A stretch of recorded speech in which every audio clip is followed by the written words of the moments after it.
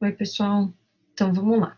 Hoje a gente vai conversar sobre o sistema sensorial, nossa aula que fecha aí as sensações somáticas, enfim, os estímulos periféricos que a gente pode ter através dos nossos receptores para o estímulo sensorial.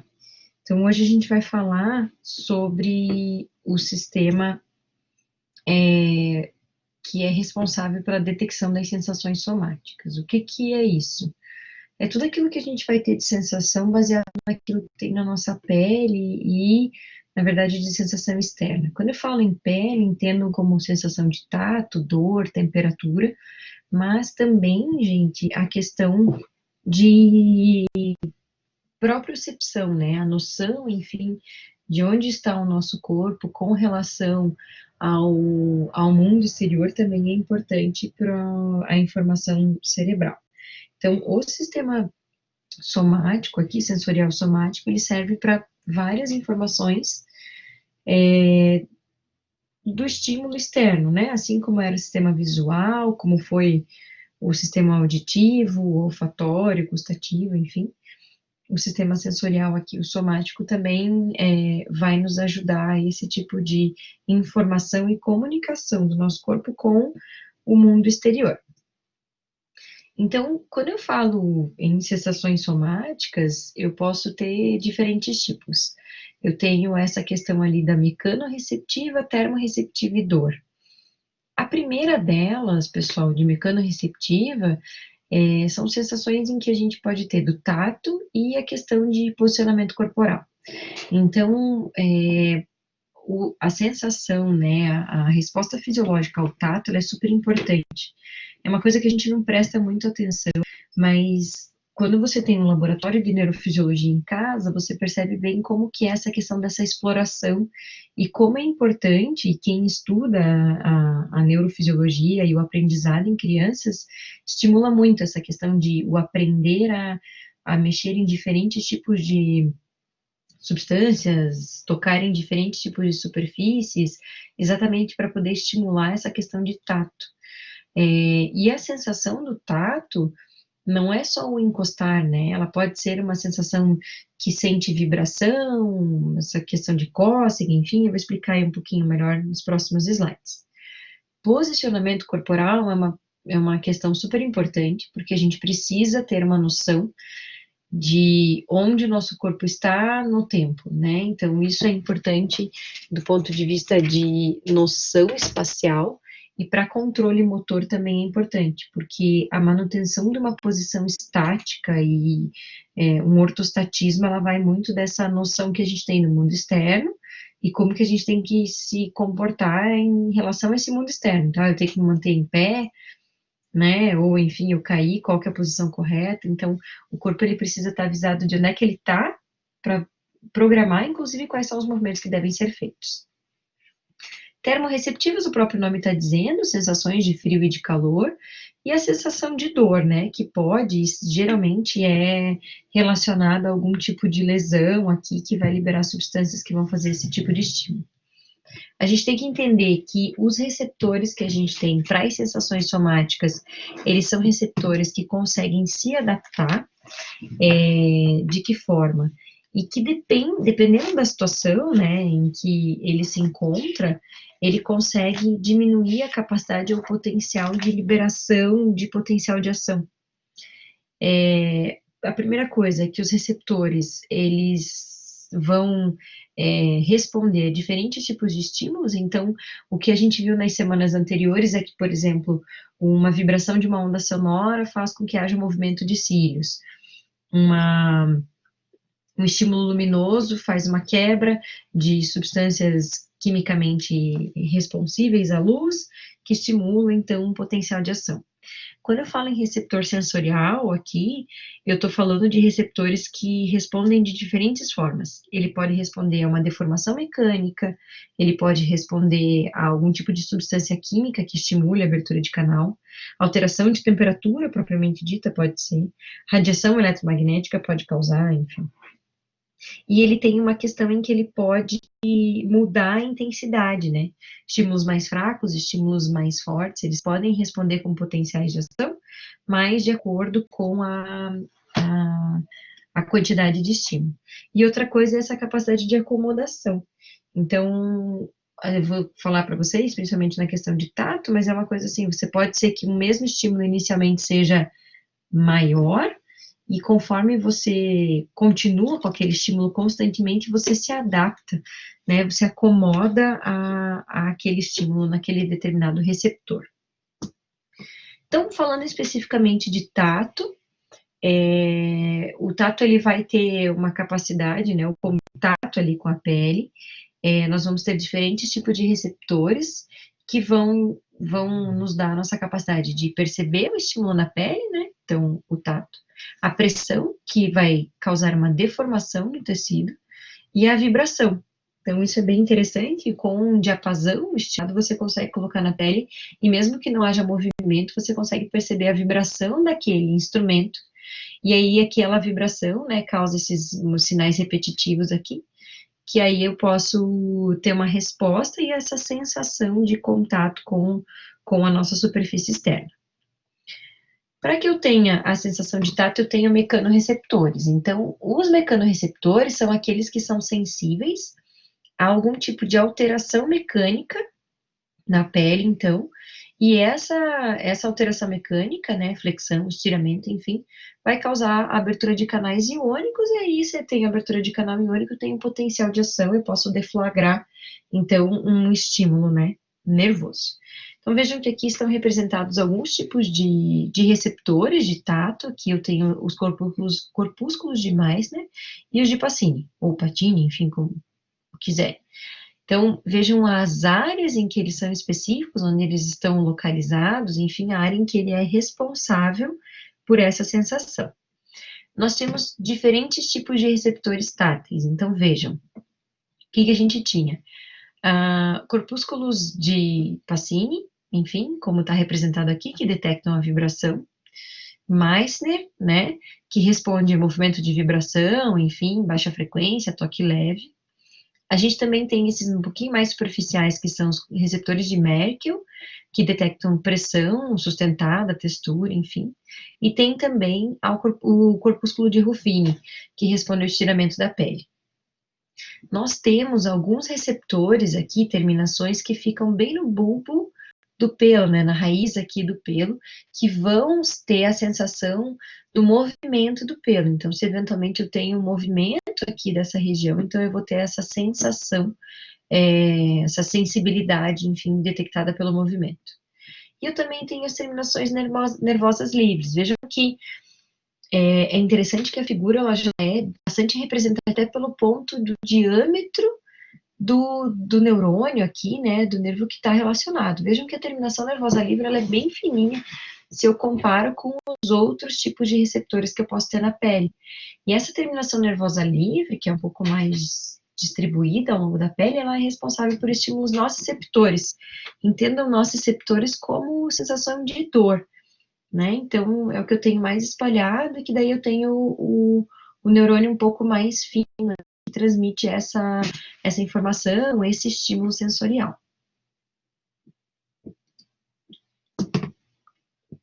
Então, aqui uma tabela. Não gostaria que vocês decorassem, enfim, é uma informação bastante, eu sei que é complexa, enfim, mas o que eu queria já mostrar para vocês era uma questão assim,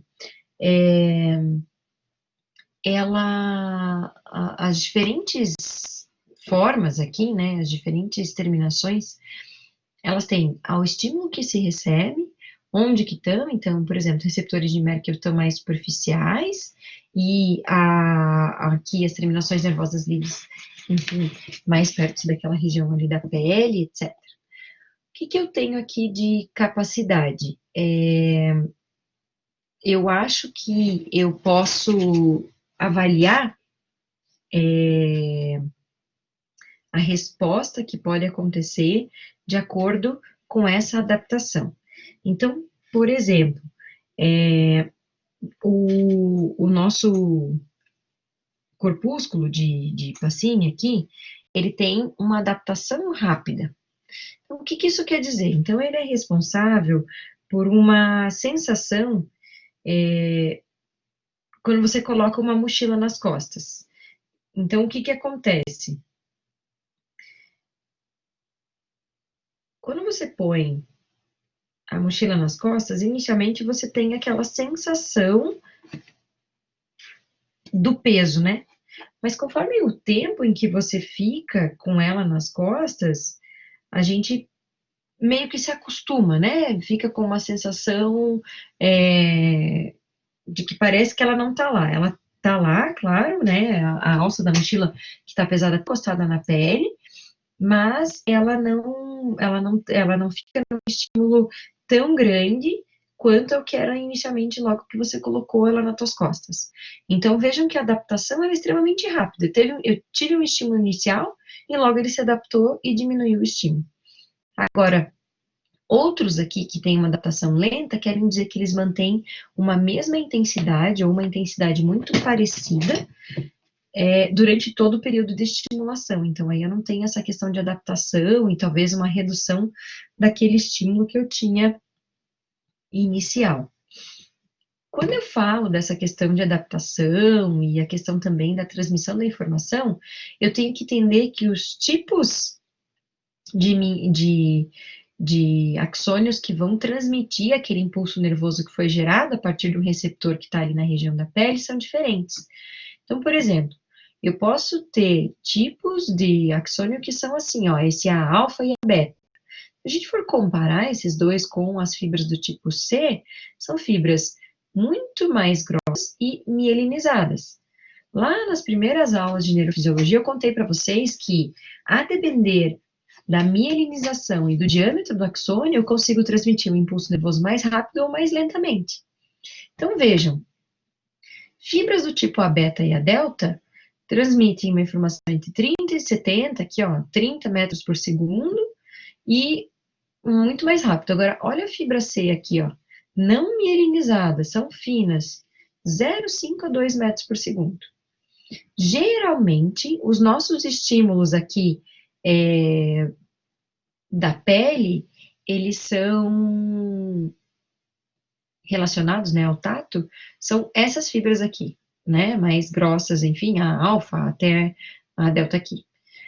A fibra, a terminação nervosa, enfim, né, livre, que é a fibra do tipo C, ela está mais relacionada à questão de calor, frio, enfim, uma dor mais lenta, porque é o que a gente demora mais para sentir. Então, vejam que essas questões de adaptação, as questões, inclusive, de transmissão, estão relacionadas ao neurônio, ao nervo que está relacionado a transmitir essa informação que a gente tem a partir daqueles corpúsculos e dos nossos receptores de tato que estão ali presentes na pele. Tá, e aí como que faz? Qual que é o caminho até o nosso sistema nervoso central? Então, vejam, eu tenho a informação através do estímulo do receptor sensorial, por exemplo, um corpúsculo de Merck ou de Pacini, e aí a minha fibra ela vai em direção à medula. Então percebam que tudo que eu tenho de estímulo sensorial desses corpúsculos estão na minha pele, no corpo inteiro. Ele vai entrar lá pela região da raiz dorsal, em direção à substância cinzenta, né? Aqui é mais corno dorsal, corno ventral. E aí ele está, então, entrando pela raiz dorsal, nos corpos celulares, aqui onde está o gânglio da raiz dorsal, está indo em direção à medula. Posteriormente, o meu neurônio aqui, ele vai se ramificar, né, enfim, com neurônios de segunda ordem, e ele vai ascender em direção ao encéfalo, tá? Os neurônios aqui de segunda ordem, com que ele pode já fazer algum tipo de informação, né, ou de sinapse, que a gente vai ver, por exemplo, na aula de controle medular do movimento, então ele já faz como se fosse uma comunicação, um estímulo doloroso, que pode acontecer, é um exemplo, vem e faz a comunicação aqui já para ter uma resposta motor. Isso é um exemplo de acontecimento.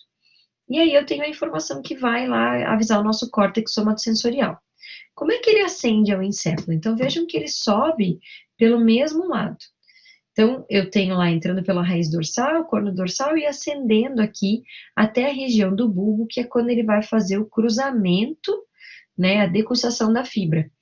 E aí ele ascende pela via leminisco-medial até a região de tálamo, núcleo ventral posterior aqui, né, e até a região do nosso córtex somatosensorial, ou a região S1.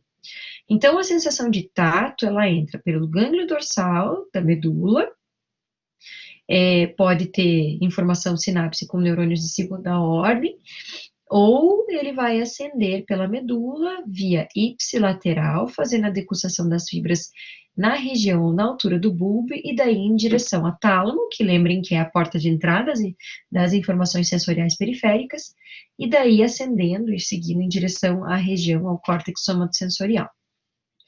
Então, essa é a informação, e aí chegando aqui nessa região somatosensorial, a informação, ela vai dividir. Então, esse aqui é só um novo exemplo. Então, por exemplo, o estímulo de tato, uma pena lá na região da mão, na região do pé, né? Ipsilateral à medula, região de bulbo, decussação de fibras, região de tálamo, e daí via leminisco medial, né? E aí para a região do córtex somatosensorial. Chegando lá na região do córtex somatosensorial, eu tenho, então, onde que ela se localiza? No lobo parietal, tá? Eu até cheguei a comentar na nossa aula de córtex associativo, enfim, que aqui, né, a gente tinha um córtex de associação que falava posicionamento do corpo, como é que estava, questão visual, porque a gente tem córtex visual, córtex auditivo, olfatório aqui, córtex associativo, e aqui está o somatosensorial. Vejam que o somatosensorial, ele é dividido em regiões 3A, 3B, 1, 2, 5 e 7. O que acontece? As principais, enfim, a 3B, né? Então, basicamente, a região primária, que é essa região 3B, que vai receber os estímulos, então, a entrada lá daquilo que está vindo do núcleo ventral posterior do tálamo, chega aqui. E aí eu estou recebendo estímulos somatosensoriais, de tato é um grande exemplo. A área 3A é uma área que fala de posicionamento, então a propriocepção de onde está meu pé em relação ao meu corpo nesse momento. Eu estou sentada em frente ao computador, ele está abaixo da minha perna, enfim. Então, é exatamente a região 3A que está recebendo essa informação. Regiões 1 e 2, elas são já áreas associativas, né? Já não são córtex primários, enfim. E elas recebem, então, inervações do 3B. E aí, por exemplo, a gente tem a sensação de textura, tamanho e forma. Olhem que interessante, se eventualmente você tem uma roupa com bolso, e dentro desse teu bolso você encontra uma moeda, possivelmente, sem tirar essa moeda do bolso, só pela tua sensação de tato, sensação de textura e tamanho dessa moeda, você consegue descobrir qual é o valor. Ah, eu acho que essa aqui é de R$ 1, nitidamente a gente tem uma memória, né, também para isso. Mas, por exemplo, você sabe a diferença só pelo tato, sem sensação visual, de uma moeda de 50 centavos para uma moeda de R$ 1, enfim, essas são as grandes diferenças. E aí, a responsabilidade dessa nossa capacidade de tato e percepção das coisas, ela acontece exatamente pela sensação do tato e a informação dessas regiões. E aí a gente tem essas regiões 5 e 7, que são o responsáveis, então, pela associação das informações. Basicamente, as áreas 5 e 7, então, que ficam mais nesse córtex parietal posterior, ela vai fazer uma junção de diversas informações. Então, ó, informações sensoriais segregadas vão convergir para uma informação mais complexa. Então, sensação somática associada a estímulo visual, planejamento do movimento, porque eu já tive, inclusive, a informação de onde está o meu corpo. Então, vejam que vai ficando complexo. Eu tenho uma informação única, de um sentido, no meu córtex primário, e aí, quando eu junto do córtex associativo, eu consigo juntar diversas informações para aquela nossa visão única do mundo, para que a gente possa, então, ter a resposta, o efeito, enfim, a todos esses estímulos. Então, o córtex associativo, né, que são as áreas 5 e 7, então, é a região que serve para a gente conseguir interpretar tudo isso, né? Então, a interpretação de relação espacial, noção exata do corpo, aprende novas tarefas, coordenação. Então, vejam, ele tem uma série de responsabilidades aqui que estão relacionadas não só ao sistema sensorial somático, como também a outros ali das proximidades, né, que a gente precisa contemplar para que a gente tenha toda essa nossa capacidade de funções relacionadas a estímulo visual, auditivo, sensorial periférico. Quando a gente vai ver como que fica a nossa descrição, porque lembram que as regiões cerebrais, elas são organizadas como em mapas, né? Então, assim como era o mapa do sistema visual, de como que era a nossa capacidade de visão, e o mapa dos estímulos sensoriais auditivos, o nosso mapa para tato também é organizado. E aí a gente tem, inclusive, essas questões dos dermátomos. Dermátomos são, na verdade, regiões que a gente tem relacionados à altura onde a minha inervação, o meu estímulo sensorial vai entrar na medula. Então, por exemplo, eu tenho lá essa região em vermelho, né, que quer dizer que estímulos sensoriais de tato que aconteçam em todas essas regiões aqui ascendem pela região cervical da medula. Região de tórax, região de membros inferiores, enfim, muito relacionados às questões da organização, né, de onde vai, em que altura vai entrar essa informação ali na medula. Depois que essa informação entrou na medula, ela vai ter que ascender lá para a região do cérebro. E o nosso cérebro ele também é organizado de uma forma em que a gente tem um mapa do nosso corpo lá na região do nosso córtex somatosensorial. E aí a gente tem, então, um mapeamento dessas sensações de acordo com a área responsável. Vejam que nosso corpo não é uniformemente representado lá na região do nosso cérebro, porque a gente tem uma densidade, uma importância aqui muito maior de algumas regiões. Então, vejam que boca, língua. Lembram que na aula passada eu falei para vocês que a gente pode morrer com o que a gente come? Então, é super importante que a gente tenha um mapa sensorial dessas regiões muito mais específico do que da região do tronco, como está representado aqui. Então vejam que mãos e pés, enfim, são muito maiores do que a região do tronco, né, do nosso corpo. Então, essa somatotopia cortical, que é o mapeamento do que a gente tem de sensação de acordo com a nossa região aqui do córtex somatosensorial, ele acontece também por conta da nossa frequência de informação. E se a gente pudesse representar, ou se nós fôssemos como somos do ponto de vista de mapeamento, nós seríamos exatamente dessa forma.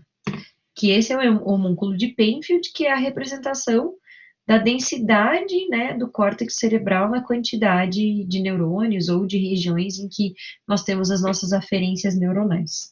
Então, vejam que é muito, né, região de rosto, boca, enfim, mãos, ouvidos, do que propriamente a região de tronco, enfim, isso tem que ter realmente uma grande importância. Mão é a região que a gente desenvolve para nossa capacidade de identificação por tato, né, que a gente mais usa, tendo essa disponibilidade. Então, isso é bem importante, a gente não usa o tronco, né, para descobrir exatamente qual que é a moeda que está no nosso bolso, né? Então, por isso que a gente tem que ter aquilo que a gente mais usa, de mais frequência, enfim, exatamente essa região. E aí a gente tem essas questões de sentido de posição, que é a percepção e que tem, inclusive, essa importância, né? É um único slide que eu falo sobre isso, exatamente para que a gente tenha um sentido. E ele fala muito com relação à angulação das articulações, variação, exatamente para você informar o tempo todo o teu cérebro como é que está o posicionamento do teu corpo em relação ao mundo externo, tá? Então, essa é a função principal do que a gente tem aí dessa propriocepção, que é uma das funções do nosso córtex somatosensorial. Dor. Vamos falar um pouquinho sobre dor. Então, nós temos vários receptores também na pele, que são as terminações nervosas livres, que, como a gente viu, são os tipos de fibra C, não mielinizadas, finas, enfim, então, que transmitem uma informação de maneira extremamente lenta. Então, quando a gente fala em dor, a definição é uma sensação ou percepção de sensações como irritação, inflamação, fisgada, ardência, enfim. Isso é a definição. Agora, o sistema sensorial, né, que pode detectar dor, causar dor, é chamado de nocicepção, que é aquele sistema sensorial e o processo todo que fornece esses sinais que desencadeiam e podem desencadear esse sistema, essa experiência aí de dor. Então, Por que que a gente tem dor, né? O que que acontece? Diferentes estímulos podem causar dor. Pode ser mecânico, pode ser uma lesão especificamente, né? Então, por exemplo, um ferimento ali que cause essa laceração da região da pele, uma temperatura extrema, enfim. Qualquer um desses estímulos pode causar alteração mecânica da membrana ou liberação né, liberação de substâncias que vão estimular e culminar no final das contas com um potencial de ação. Ou porque eu ativo canais iônicos mecanosensíveis, ou porque aquela própria substância faz um estímulo à abertura de canal iônico e daí gera o potencial de ação. Então, o que que acontece? Os nossos receptores aqui, eles são polimodais, né? Respondem a diferentes estímulos. Então, mecânico, térmico, químico, enfim, e aí essa resposta vai desencadear o estímulo e a informação sensorial lá, encefálica, da sensação de dor. Então, quando eu falo em dor, hiperalgesia, enfim, o que que acontece? Hiperalgesia, né? Super dor aqui, né? Por que que isso acontece? Porque normalmente uma região lesionada que faça um estímulo de uma terminação nervosa livre, ela vai causar uma dor, uma sensação primária, né? Uma nocicepção primária. Só que, a partir do momento em que houve essa laceração, como está demonstrado aqui, eu começo a liberação de diversas substâncias e alterações estruturais aqui, que causam, então, uma alteração secundária naquela região, e aí podem tornar aquela região mais sensível e um estímulo continuado ali, até aumentado, àquela daquele nociceptor.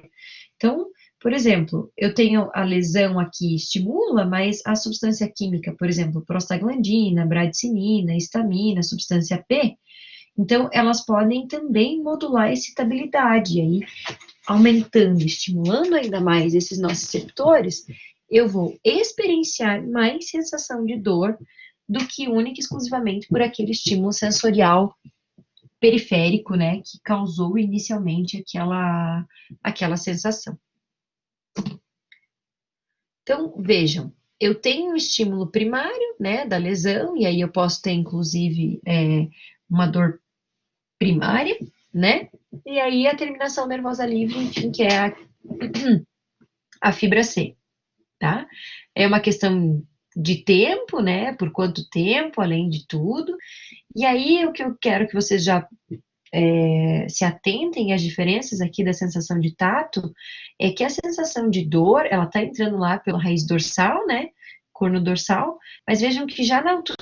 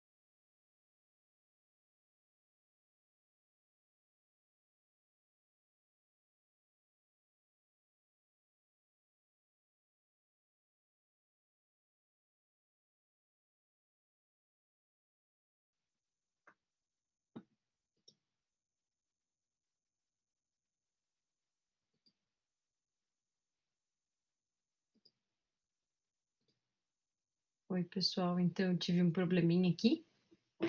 Vamos seguir com a nossa aula. Então, o que eu queria que vocês já prestassem atenção é essa questão de que, diferente da via de tato, a via de dor ela já faz a decussação da fibra na região da medula. E ela ascende via trato de Lissauer aqui em direção à região encefálica.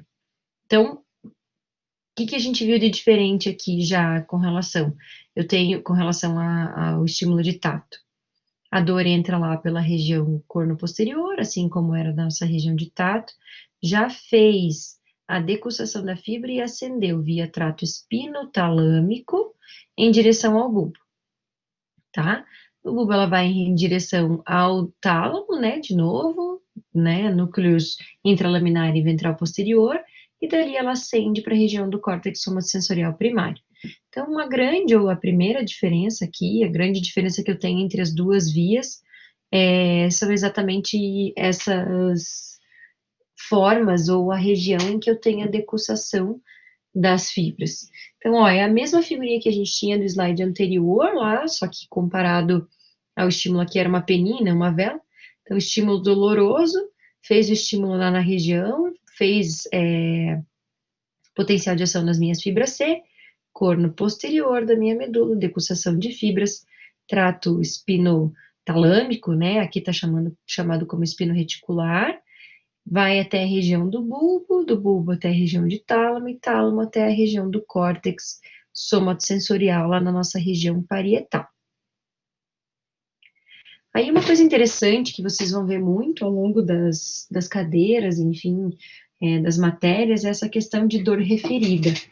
Então, o que acontece? Muitas vezes, quando vocês estão estudando algum tipo de doença, a sensação de dor, ela é referenciada em alguma região do corpo. Então, por exemplo, por que infarto dói a mandíbula, dói o braço esquerdo? Por que o apêndice pode doer ao redor do umbigo? A vesícula pode doer o ombro, né? Que coisa engraçada, que tipo de dor é essa que não está exatamente abaixo, desculpe, acima da região relacionada do órgão. A dor referida, ela acontece porque a região que inerva, então, o órgão ali, ela vai fazer o mesmo trajeto que o nosso setor cutâneo.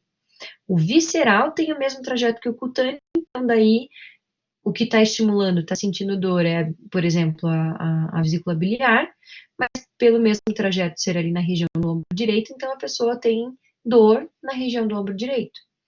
Então, na medula, eu tenho o cruzamento dessas informações e aí a pessoa tem uma sensação cutânea do nosso setor ou de uma dor que é, na verdade, visceral. E é interessante entender isso exatamente porque a nossa pesquisa semiológica, em muitas condições aqui, ela se dá através da sensação periférica da dor, e é um dos indícios que a gente usa para diagnóstico, né? Então, por exemplo, fígado e vesícula biliar, lá na região do ombro direito.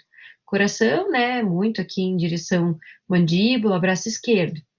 Estômago, claro, é bem na região de epigástrio, mas intestino delgado, colo, apêndice, né, pode doer em região periumbilical também, os ureteres, eles podem correr para frente, enfim. Então, é muito interessante e a explicação dessa dor referida é exatamente essa questão dessa mistura de informações, tanto daquilo que vem de nosso receptor visceral, quanto nosso receptor cutâneo na mesma altura. Então, quer dizer que o nosso receptor de vesícula biliar entra na mesma altura da medula espinhal do nosso receptor cutâneo, lá da região do ombro direito.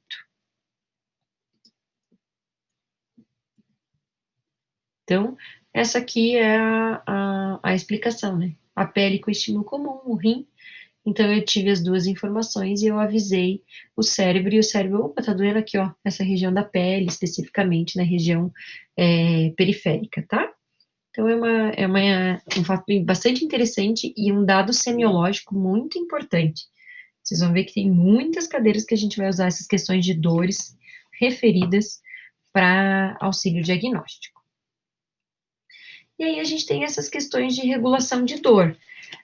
Quando eu falo em regulação de dor, a gente tem que entender, na verdade, que eu posso ter uma regulação que pode ser do tipo aferente, né? Então, diminuição da dor porque eu tenho uma atividade simultânea de né, mecanorreceptores, ou descendente, por exemplo, eu tenho lá a ação do nosso controle químico encefálico, liberação de mais serotonina, que faz uma modulação da dor e uma supressão da dor.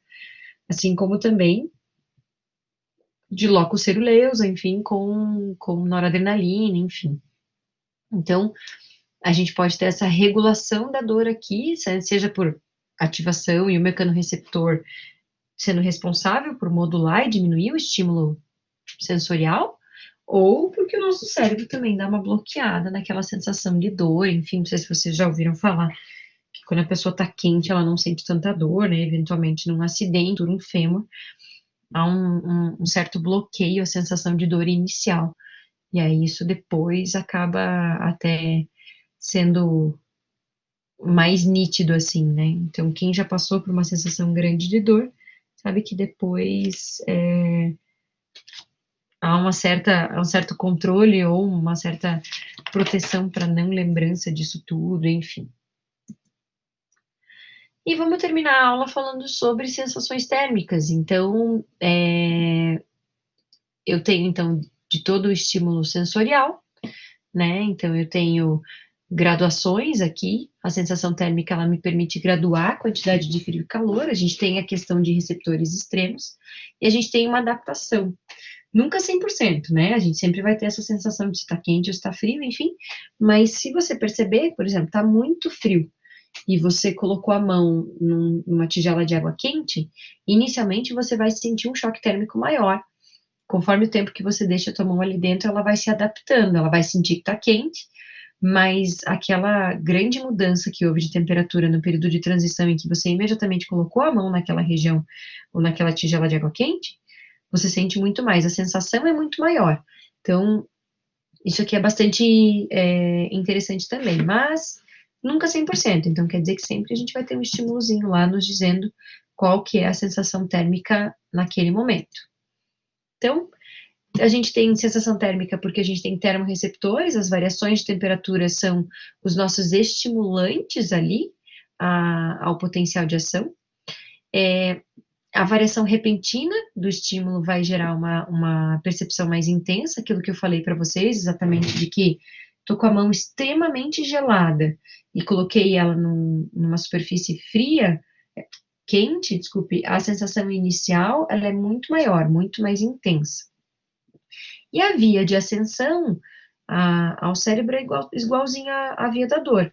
Então, entra pelo corno dorsal da medula, né, raiz dorsal lá, a decussação, ela já é na região da medula, ascende até a região do bulbo, tálamo e dali para o nosso córtex somatosensorial, tá? Então, é uma via paralela à dor, muito igual ali, então, vai pelo trato dilissáuro, ascende pelas vias anterolaterais ali, já cruzou a medula, né, e aí até a região de ventrobasal, enfim, tálamo e daí córtex somatosensorial. Então, se eu pudesse fazer uma grande diferenciação aqui entre essas duas regiões, eu tenho a região de tato, que é a nossa sensação de tato, que é responsável ou acontece por conta da presença dos meus receptores, geralmente é relacionada a vias rápidas, fibras mielinizadas, diâmetro grande, fazem a entrada pelo ramo dorsal da medula, decussação na região do bulbo e dali ascendem para o córtex somatosensorial. Diferente dos nossos nociceptores, que são, e eu poderia ter colocado até aqui a temperatura, né, dor e temperatura, relacionados a terminações nervosas livres, então fibras pequenas, finas, de pequeno calibre, não mielinizadas, então de transmissão lenta de informação, que fazem a decussação já na região da medula, na altura da medula, em direção ao nosso córtex somatosensorial. Então, se eu pudesse comparar, né, como que havia um esquema bem certinho, como é representado no BER, tá? Então, as fibras aqui, ó, vias de tato, eu tenho, elas são ipsilaterais, decussação na altura do bulbo, e aí vão para o córtex somatosensorial, e via espinotalâmica aqui, né, que é a da dor, temperatura, algum tato, enfim, o mais importante está aqui, decussação já na região da medula, tálamo e região de córtex somatosensorial. Muito parecida, só mais a região da decussação que faz uma grande diferença.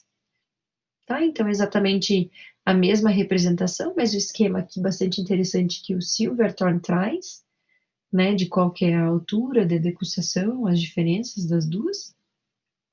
E para terminar, só com a questão aqui de como que funciona quem é o primário, quem é o secundário. Então, né, o neurônio aqui, ó, é informação de tato. Neurônio sensorial primário, né, é aquele que saiu lá da região, né, fez da pele, medula, subiu. Secundário, cruza a linha média, né, propriocepção, vibração, ali na região do bulbo, faz sinapse com o neurônio terciário lá na região do tálamo, e daí no córtex somatosensorial, lá que é o sensorial terciário. Né, a dor, temperatura, enfim, grosseiro, primário já na região dorsal da medula, lá eu já cruzei a linha média fazendo informação com o secundário, e aí, a partir daqui, na informação de tálamo e córtex somatosensorial, eles são semelhantes ou iguais. Tá ok, gente? Esse é o nosso sistema sensorial. Qualquer dúvida eu sempre estou à disposição, o que vocês precisarem. E dei uma caprichada nos estudos até então, porque as próximas duas aulas que vão falar sobre controle motor são um pouquinho mais complexas do ponto de vista da nossa neurofisiologia, mas acredito que no paralelo com as nossas aulas de neuroanato, vai dar tudo certo, tá? Desejo a todos bons estudos. Nos encontramos nas nossas aulas. Um grande abraço.